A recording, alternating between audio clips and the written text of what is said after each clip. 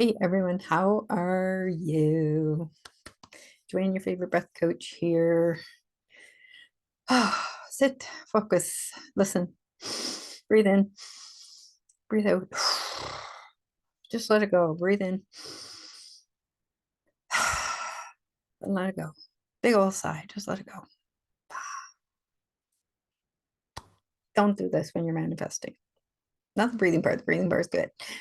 Actually, keep repeating that while I go over this. Okay, so don't do this. Do not focus on what you want. Do not focus on the one thing that you want. Here's why, because the doors are open like this, because you've been launching, to quote Abraham Hicks here, okay, you have been launching these rockets of desire your entire life. Boom, boom, boom, boom, boom. And now you've taken all these things and you've gone smack, slam shut the door. I want this.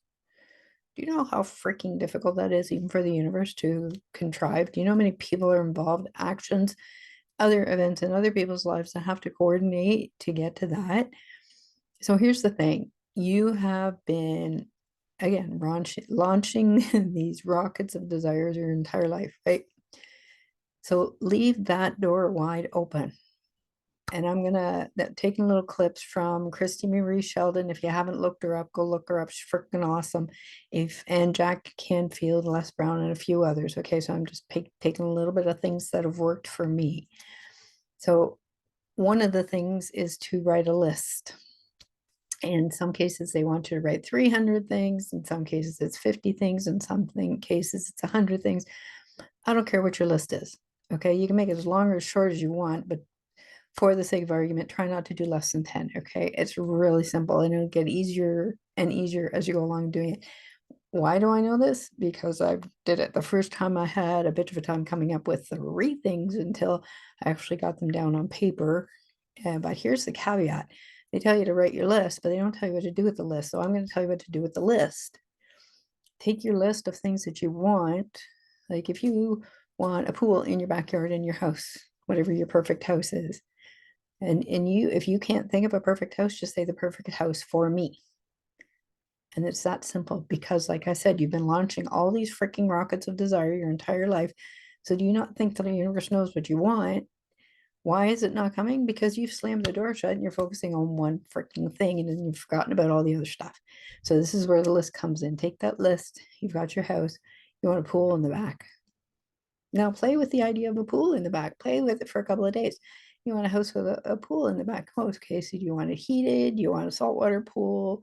Do you want a summer only pool? Do you want a wading pool? Do you want an Olympic size pool? Get the point? It's a pool. Imagine it of all different ways it can come.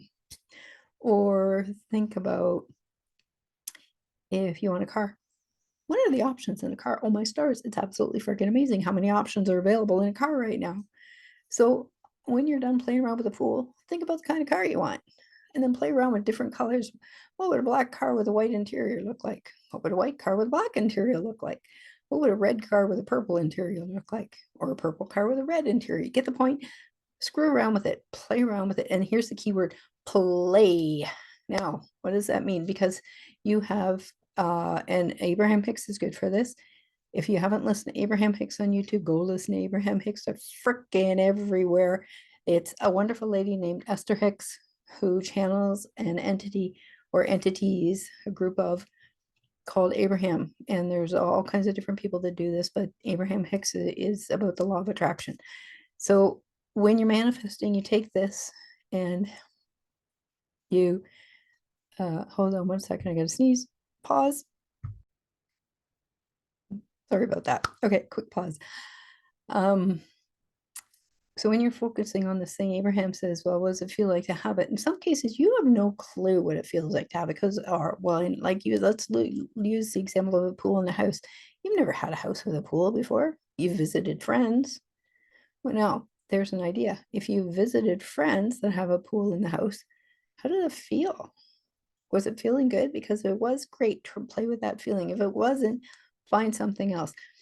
Use, like, how does it feel when you're on a roller coaster? Do you like it? Do you feel thrilling with it? Do you feel like you want to do it again and again and again? I know I do. I love roller coaster rides. I think they're absolutely amazing. A friend of mine, though, hates the pants off of them. And so she will never go on it.